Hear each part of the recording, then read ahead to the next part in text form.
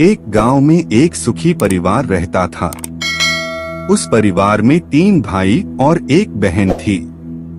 उनके माँ बाप उन चारों से बेहद प्यार करते थे, मगर बीच वाले बेटे से थोड़ा परेशान थे।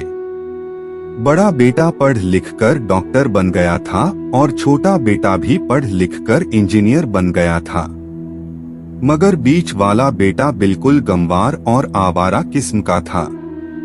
कुछ समय बाद उनके दोनों बेटे डॉक्टर और इंजीनियर ने शादी कर ली और महीनों के बाद ही इनकी बेटी का भी एक अच्छे घराने में विवाह हो गया, मगर बीच वाला बेटा अभी भी कुंवारा ही था।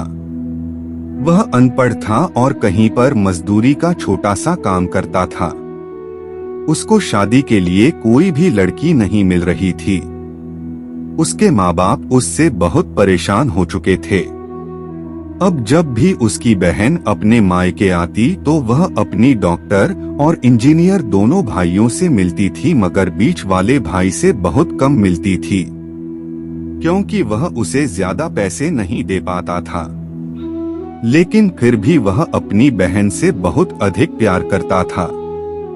कुछ समय बाद उनके पिताजी की बीच वाले बेटे की बिना शादी किए बिना ही मृत्यु हो गई।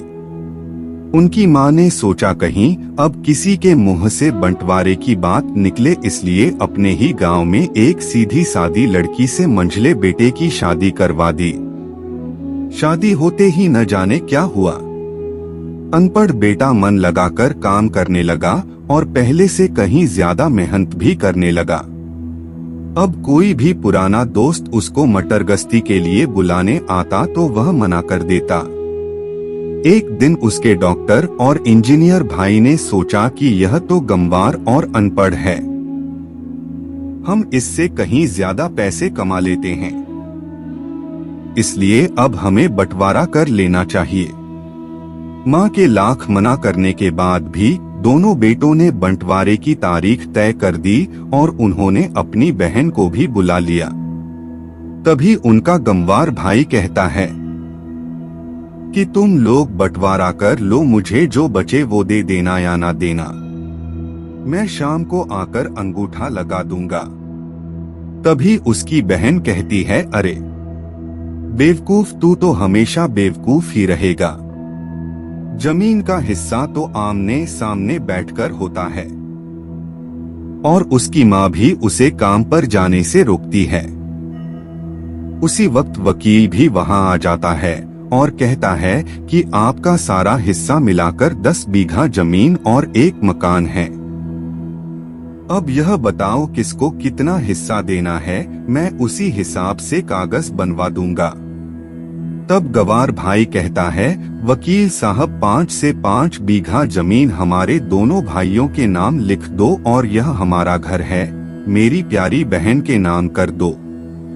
तब दोनों भाई पूछते हैं कि तू अपने हिस्से में क्या लेगा।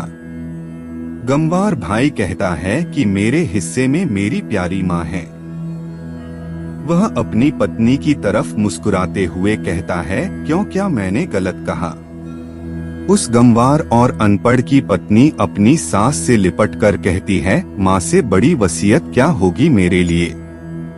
उसी वक्त उसका गंवार पति भी अपनी माँ से लिपट जाता है। गंवार बेटे और बहू के प्यार ने जमीन जायदाद के बंटवारे को एक सन्नाटे में बदल दिया। तभी बहन अपने गंवार भाई के गले लगकर लिपटकर रोते हुए कहती है कि माफ कर दो भैया, मैं आपको सम्मान नहीं दे सकी। तभी उसका भाई कहता है, मेरी प्यारी बहन, इस घर में जितना अधिकार हमारा है उतना ही तुम्हारा भी है, और रही बात बंटवारे की, तो बंटवारा नहीं करने से जीवन खत्म तो नहीं हो जाएगा। क्यों करते हैं हम बंटवारा?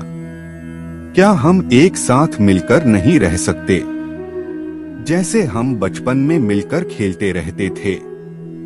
एक साथ मिलकर रहने को ही तो कहते हैं। एक अच्छा परिवार और उसके परिवार को संभालती है एक माँ।